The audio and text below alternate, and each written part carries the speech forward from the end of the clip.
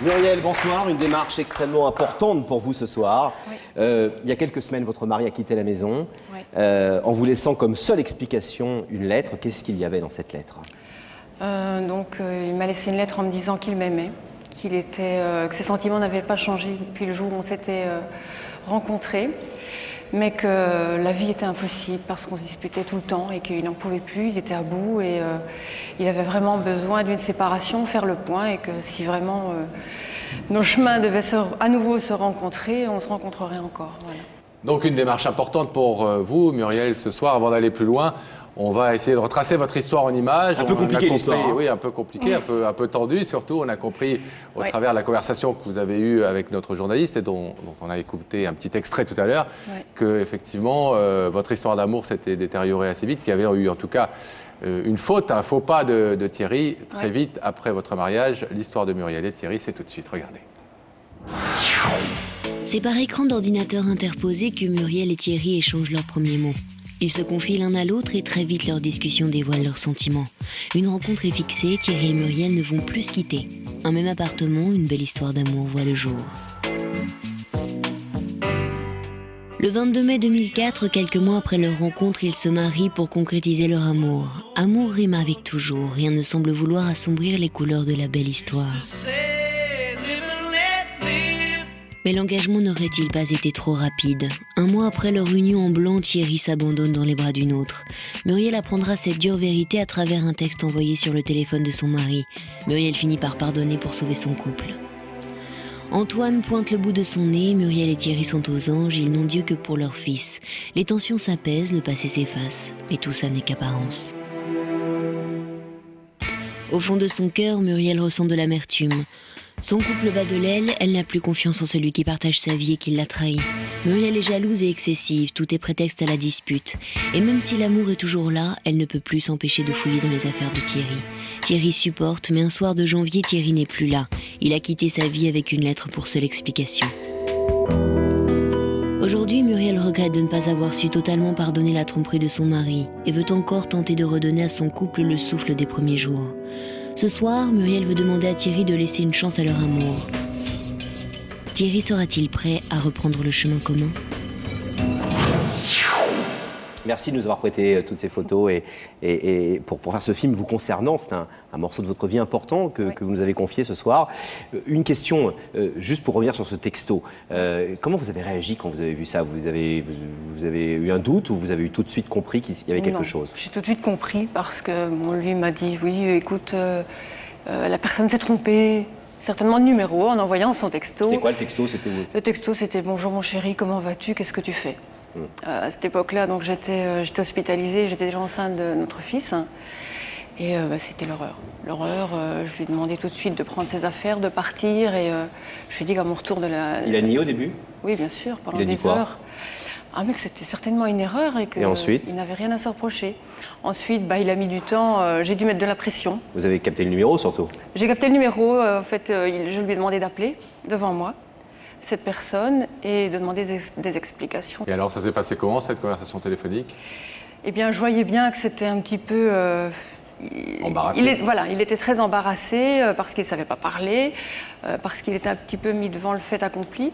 Et donc, j'ai pris le téléphone et moi-même, donc j'ai parlé à cette personne, je lui ai demandé si c'était normal d'envoyer ce genre de texto et ce qui se passait. Et la personne a nié aussi. Elle a complètement nié. Quand est-ce que vous avez eu la certitude, Muriel, de l'infidélité de Thierry? Je vais dire tout de suite, je veux dire, on voit le texto, j'avais déjà des doutes, il y avait des choses qui me semblaient un petit peu bizarres, mais bon, je me suis dit, allez, c'est pas grave, tu es jalouse, tu es excessive, c'est pas possible. Et donc je regardais pas, quoi. Mais est-ce que vous avez, une fois que vous avez eu la certitude de ça, comment vous avez pu accepter et est-ce que vous avez fait un deal avec votre mari? Est-ce que vous lui avez dit, ok, je passe l'éponge, mais assure-moi qu'il ne se passera plus rien avec cette jeune femme et que... Comment ça s'est passé? On a fait un deal, donc il m'a envoyé des textos et puis je l'ai un petit peu forcé à me dire les choses, mais c'est vrai qu'il ne m'a jamais donné d'explication concrète sur tout ce qui s'était passé. Et j'avais ce manque de savoir quoi, comment, pourquoi. Et donc, il y avait toujours des non-dits, en fait, entre nous, parce qu'il ne voulait absolument rien dire sur ce qui se passait. Et donc, je lui ai dit, écoute, ça va, d'accord, tu restes à la maison, on essaye de redémarrer sur des bonnes bases. Mais je ne veux plus jamais entendre parler de cette personne. Mais le problème, Muriel, on a vu que vous-même, on espère que Thierry a tenu, lui, sa part du deal, mais vous-même, vous avez eu du mal, effectivement, à vous défaire de cette histoire et à vous enlever une sorte de méfiance permanente qui a un peu dégradé vos relations. Je m'en suis pas défaite. J'ai vraiment eu la rancœur, la haine et toutes ces questions qui étaient toujours là. Parce que quand on a une explication franche et nette, on peut faire son deuil, on peut se dire voilà, c'est vrai, il y avait telle ou telle chose qui n'allait pas. Mais quand il y a une personne en face de soi qui ne donne aucune explication, c'est difficile et on cherche toujours. Naissance du petit Antoine. Ouais. Et là, ça se passe plutôt bien. On oublie avec la naissance, il y a une sorte de magie qui se crée, qui fait que, bon, l'histoire est un peu loin derrière. Oui, je me suis dit, c'est vrai que lorsque j'ai eu le petit, je me suis dit, ça y est, on va pouvoir enfin redémarrer, recommencer quelque chose. Et je lui ai envoyé beaucoup de textos à ce sujet-là en lui disant, écoute, on redémarre, je te pardonne, on redémarre tout depuis le départ. Et en rentrant à la maison, donc juste à la sortie de la maternité, le lendemain matin, un message est arrivé sur son GSM. Et c'était à nouveau une dame, quoi, enfin une jeune fille, qui lui envoyait un texto. Non, une autre. Donc la dame qui prenait les enregistrements des naissances, à qui il avait demandé son numéro. Donc il ne s'était rien passé, puisque j'ai insisté pour connaître toute l'histoire, et j'ai vraiment harcelé cette personne pour savoir. Mais voilà, il avait pris le numéro quand même, quoi. Donc là, c'était de nouveau le... Donc à chaque fois que j'essayais de donner une chance, à chaque fois, je me retrouvais écrasée. Des bonnes raisons de rester sur vos gardes et de ne pas être en confiance. Oui. Alors, le 15 janvier dernier, il part le matin, il vous dit à ce soir, chérie. Oui, il me regarde tendrement. On voyait qu'il avait l'air triste. D'habitude, il part toujours le premier pour ne pas arriver dans les embouteillages, donc il se dépêche. Et là, il prenait son temps. Donc, je ne comprenais pas pourquoi il prenait son temps. Il est venu dans la chambre avec moi pour habiller le petit. Il a regardé le petit, il lui a fait des bisous. Il nous a dit, voilà, je vous aime. Et voilà. Et la lettre, vous l'avez trouvée où? Donc, la lettre, je suis repassée à la maison le temps de midi pour déjeuner en vitesse. Et j'arrive et je vois, il manquait le DVD, tous des livres, enfin, plein de choses. Je vais dans la chambre à coucher et là je vois que les portes de sa garde-robe étaient ouvertes et que tout était parti. Toutes ses affaires. Tout était parti. Muriel, excusez-moi de vous poser cette question, mais vous nous avez appelé et ce soir vous nous avez demandé de convier votre mari ici pour lui dire reconstruisons quelque chose ensemble. Ouais. Est-ce que vous ne vous êtes jamais dit que peut-être vous vous êtes marié avec un homme qui n'était pas si amoureux de vous que cela? Et que excusez-moi, je suis dur et je vous dis des choses un peu violentes, je sais, mais ça peut arriver dans la vie et puis on reconstruit autrement et il vaut mieux le savoir. Mais est-ce que vous ne vous êtes pas dit un jour, peut-être que cet homme-là auprès duquel je cours parce que c'est le père de mon fils et que je l'aime, c'est peut-être pas l'homme qu'il me faut parce que peut-être que cet homme-là n'est pas suffisamment amoureux de moi? Non, je pense que réellement il a des sentiments, mais je pense que dès le départ, je suis très soupe au lait. Et dès le départ, je crois que je l'ai froissé par mon comportement, à tout le temps, je vais dire, l'agresser, à savoir ce que tu as fait, avec qui, et à fouiller ses affaires. Ça, je crois que vraiment, je pense pas que ce soit une question de sentiment. Je pense vraiment qu'il est amoureux de moi. Il n'a pas demandé le divorce. Non, il voit son fils. Normalement, comme un couple séparé, mais qui n'a pas décidé de divorcer. Et ce soir, c'est un peu un ultimatum pour vous. C'est-à-dire, s'il n'ouvre pas le rideau ce soir, vous en tirez quelles conséquences? Je vais demander vraiment le divorce parce que je lui ai proposé plusieurs fois, puisque je lui ai dit, écoute, tu n'es pas là, on ne va pas être marié à un fantôme, puisque finalement tu vis à 100 km de la maison. Et à chaque fois, il m'a dit, écoute, réfléchis, c'est pas une bonne solution, il ne faut pas se divorcer. Qu'est-ce qu'il dit? Qu'est-ce qu'il vous a dit après le 15 janvier, après cette journée terrible où vous arrivez, il n'est plus là?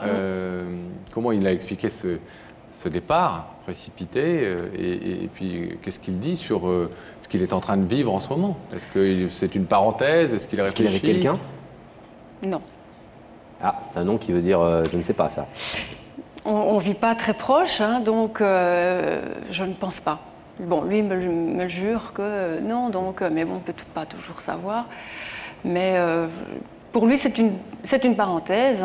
C'est essayer de se retrouver, reconstruire quelque chose, chacun de son côté, mais en se voyant le samedi, le dimanche avec notre fils. Bon, il vient manger parfois à la maison en semaine, mais pour l'instant, rien d'autre. Avec le petit Antoine, ça se passe comment? C'est un papa présent, c'est un papa... Oui, il adore son fils.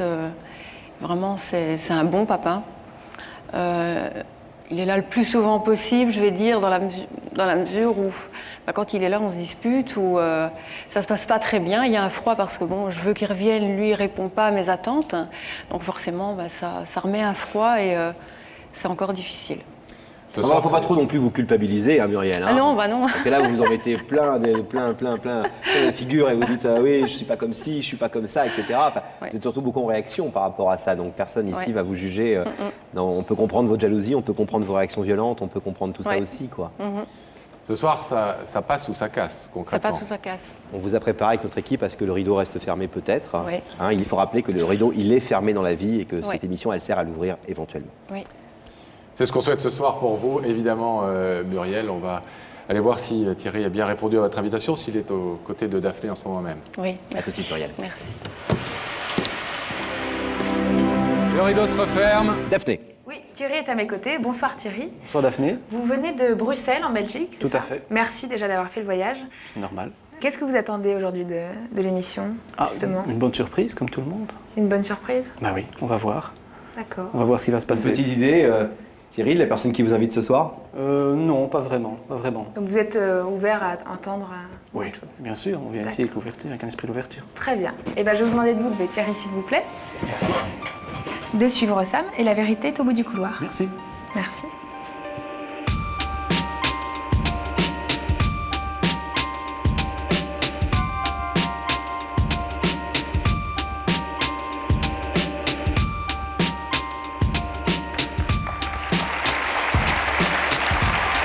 Bonsoir Thierry, bienvenue.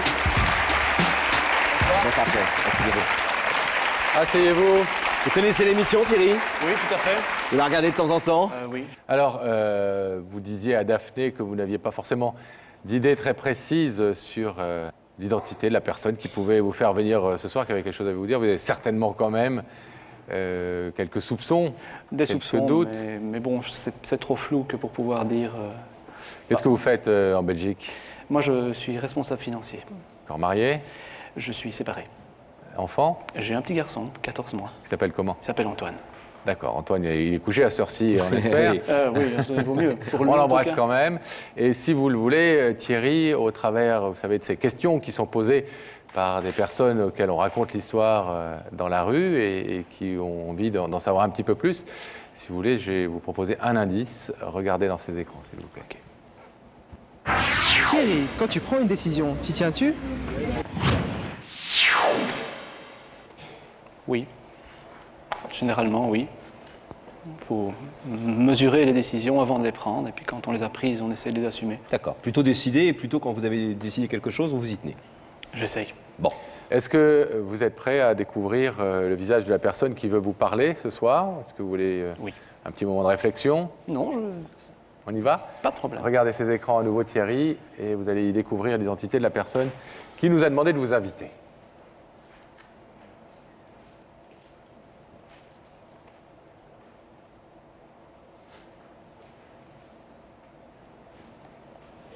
Je connais bien cette personne, bien entendu. Bien entendu. Muriel? C'est Muriel, c'est mon épouse. Dont vous êtes séparés, vous nous disiez, depuis quelque temps? Depuis quelque temps, oui, tout à fait. Tout à fait. Une jolie femme qui vient vous demander quelque chose ce soir. J'imagine que ça se précise un petit peu dans vos têtes. Très clairement. Est-ce que vous voulez entendre, Thierry, ce que Muriel est venue vous dire ce soir? Oui, tout à fait. Muriel, c'est à vous. Bonsoir. Bonsoir. Tu vas bien? Ça va. Eh bien voilà, je t'ai fait venir ce soir pour d'abord essayer de me faire pardonner. Je voudrais que tu me pardonnes de tout ce qui s'est passé entre nous. On a eu des moments très difficiles, beaucoup d'incompréhension depuis le départ, aussi bien d'un côté comme de l'autre. J'ai pas su J'ai pas su voir, je pense, ta sensibilité. J'ai pas su voir non plus que vraiment tu avais des sentiments pour moi. C'est vrai que j'en ai beaucoup douté. Et c'est vrai que toute cette jalousie a fait beaucoup de dégâts dans notre couple. J'ai beaucoup souffert et c'est vrai que je t'ai fait payer tout ce qui s'est passé. On a un superbe petit garçon, on a une vie complètement décomposée et pourtant on n'arrive pas à se séparer malgré que tu es parti. On n'arrive pas à prendre la décision de tourner la page, de tirer un trait sur nous et d'avancer. Donc je voudrais vraiment qu'on arrive à se parler, qu'on redémarre sur des bases saines, qu'on apprenne à se faire confiance, à partager tout ce qu'on n'a pas partagé jusqu'à présent. Et je sais que de mon côté, les sentiments n'ont pas changé. Je suis plus amoureuse de toi encore qu'au départ de notre rencontre, je crois. Et j'ai énormément de mal à couper les ponts et à tirer un trait sur nous. Donc je voudrais ce soir que tu me pardonnes et je voudrais que tu reviennes à la maison et qu'on reprenne une vie de famille et surtout une vie de couple. La décision de partir, je ne l'ai pas prise à la légère. Elle a été mesurée, réfléchie, avec beaucoup de peine aussi. On n'abandonne pas une femme, des enfants. Tu avais 2 enfants avant moi, tu sais bien que j'adore tes filles. Ce n'est pas quelque chose qu'on fait avec de gaieté de cœur, mais c'est quelque chose qu'on fait en ayant réfléchi. Et ce n'est pas évident. Je sais que c'est compliqué, je sais que c'est difficile, mais d'un côté, tu ne veux pas tirer un trait, puisque lorsque je te parle de divorcer, tu n'es pas d'accord. Tu me dis qu'il faut réfléchir, que ce n'est pas une solution. Donc, quelque part, c'est qu'il y a encore entre nous quelque chose et qu'on peut redémarrer sur des bases saines, reconstruire quelque chose. Je pense, je t'ai déjà dit, je crois que tout ce qui est important prend du temps. Éduquer des enfants, travailler, souvent. Il y a beaucoup de choses. Les choses importantes dans la vie prennent du temps. On ne peut pas, entre guillemets, coller des baffes aux gens et imaginer qu'ils vont oublier. En tout cas, qu'ils vont passer dessus du jour au lendemain facilement. Et ça prend du temps. Et c'est ce que j'essaye de faire aussi. Ça, c'est très important. Thierry, excusez, on a parlé déjà, nous, avec Muriel, en première partie de cette émission.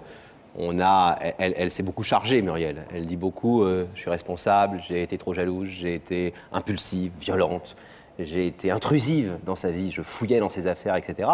Elle nous a aussi dit que ce comportement avait été dû à quelques incidents dont on va pas revenir ici, etc., entre vous. Quand vous parlez des baffes, vous parlez desquelles? Celles qu'elle vous a données ou celles que vous lui avez données? Je pense que... Baffes, on a bien compris, il y a des baffes oui, non pas physiques. Non, je non, pense au sens figuré des choses. Bien entendu, celles que j'ai reçues, il faut... je pense que par rapport à ce que... je pense que dans un couple, il n'y a jamais tout qui est blanc, tout est noir. Il n'y a pas 100% de tort et 100% de qualité d'un côté. Donc on a tous fait des erreurs, et moi aussi. Je suis le premier à le reconnaître. Mais quand je regarde le prorata des deux, les choses me semblent quand même disproportionnées entre ce que j'ai fait et surtout ce que j'ai fait qui a été induit par ce qui se passait. C'est ça qui est très important. Alors, c'est-à-dire, sans rentrer dans le détail, mais sans rentrer dans le détail, c'est que pour faire une image, à force de dire à quelqu'un « attention à la marche, un jour il trébuche dans le vide ». C'est comme ça. Ça veut dire que si je vous mets tout le temps la pression, à un moment donné, vous allez faire une erreur. Quelle qu'elle soit professionnelle ou qu'elle soit privée. Là, en l'occurrence, c'était quoi le type de pression? Parce qu'elle est là ce soir, donc vous pouvez aussi lui... Elle entend ce que vous dites, c'est important ce qui se passe. Elle le sait très bien, c'était des contrôles systématiques sur des tas de choses, sur ceci, sur cela. Avant que vous n'ayez commis la moindre erreur? Avant que je n'ai commis la moindre erreur, bien entendu. D'accord. Ça, c'est quand même la vérité, je pense. Il ne faut pas... Thierry, il ne s'agit pas ici de rentrer dans qui accuse qui a le plus de tort, etc. Muriel fait une démarche constructive et positive. Est-ce que votre attitude aujourd'hui d'attente, de demander du temps, etc., ça veut dire que vous avez quand même l'espoir qu'il puisse se repasser quelque chose, ou c'est que vous n'arrivez pas à prendre la décision d'une séparation définitive? en toute franchise, on ne tire pas un trait sur un mariage comme ça. À moins d'être complètement ou insensible, ou alors de vraiment faire les choses à la légère. Ou de ne plus être amoureux. Voilà. Ou de savoir que ça n'en reviendra plus. Voilà. Donc on ne tire pas un trait sur un mariage comme ça. Par contre, parfois pour sauver les choses, il faut savoir prendre du recul. Fondamentalement, les choses n'étaient plus possibles. Ça ne pouvait plus continuer comme ça. Mais qu'est-ce qui peut faire changer les choses aujourd'hui? Qu'est-ce qui peut faire que dans 12 ou 18 mois, vous n'en soyez pas encore là, à dire à Muriel, écoute, il me faut du temps, et Muriel de vous dire, écoute, moi je veux que tu reviennes et je ne peux plus attendre? Moi je trouve que la démarche qu'elle fait aujourd'hui, d'abord je ne pensais pas qu'elle le ferait, et elle sait pourquoi, parce qu'on regardait souvent l'émission ensemble, qu'elle me disait toujours, je n'oserais jamais y aller, je ne ferai jamais ça, et pour personne. Donc je suis sérieusement sensible à la démarche, et je trouve que il faut vraiment oser le faire, parce que moi je n'oserais pas le faire. Mais pour que la confiance revienne, je pense qu'il faut essentiellement discuter, et qu'une discussion de fond, ce n'est pas ce qu'on peut faire ici. Non, bien sûr. Non, tout à fait, c'est pas le but. C'est pas le but de l'émission. Hein. Mais à la fois, Muriel nous a dit ce soir, nous lui a dit, qu'est-ce que vous attendez de cette démarche que vous faites ce soir? Elle lui a dit déclarer mon amour à mon mari, tout simplement. Mais elle nous a dit, moi j'ai besoin d'une réponse aussi à un moment donné. Et c'est vrai que ce soir, j'aimerais que soit il ouvre le rideau et qu'il dise en clair, pour l'instant, on continue d'essayer de construire, quel que soit le chemin de cette construction, ou alors on décide d'arrêter. Et s'il reste ce soir ce rideau fermé, eh bien j'en tirerai les conséquences et certainement je commencerai à faire une demande de divorce, tout simplement, de séparation officielle.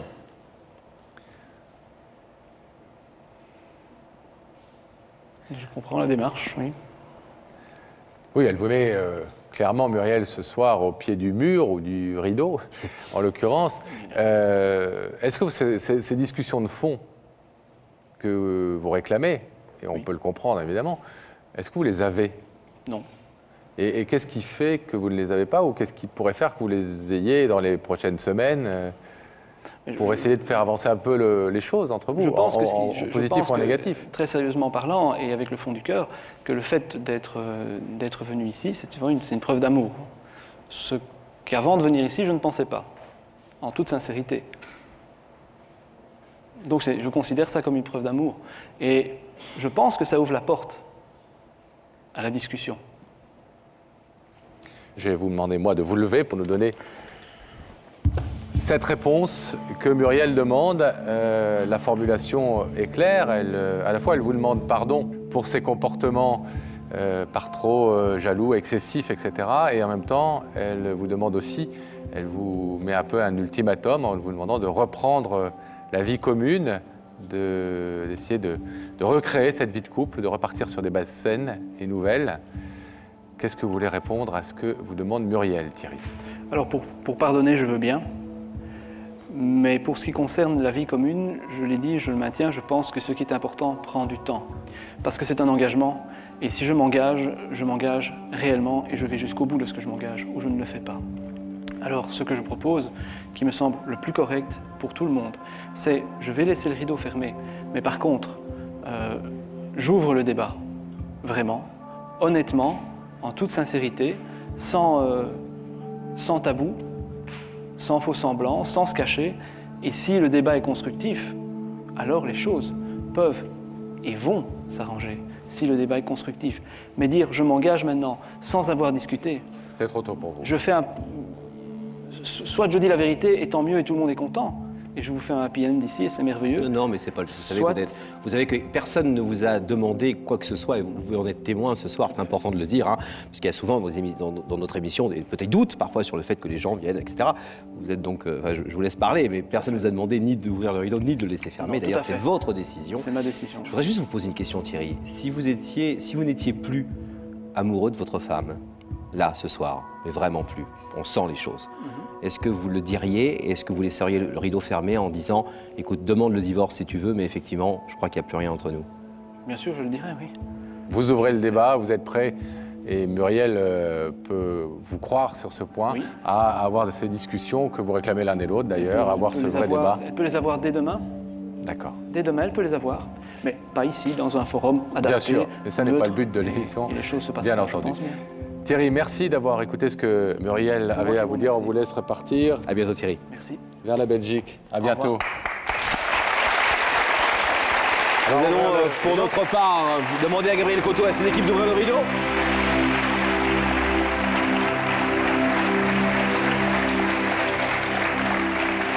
Muriel, qu'est-ce que vous avez entendu dans ce que dit Thierry? La même chose que nous, c'est-à-dire quand même une lueur d'espoir ou pas? Peut-être une lueur. Moi, j'ai entendu deux choses dans ce qu'a dit votre mari. Les choses importantes prennent du temps, il a assez raison. Et la deuxième, c'est qu'il n'a pas dit non quand on lui a demandé s'il était encore amoureux de vous. Donc il y a de quoi faire, peut-être, non? On se tiendra au courant, en tout cas. Notre équipe, vous le savez, est là, va continuer d'être près de vous. Et puis on tiendra les inspecteurs au courant, éventuellement, si vous le souhaitez, bien sûr, s'il y avait une issue favorable. Merci Muriel, beaucoup. embrassez Antoine. Merci à tous les deux. Et pensez à votre petit garçon, c'est très important. Au revoir.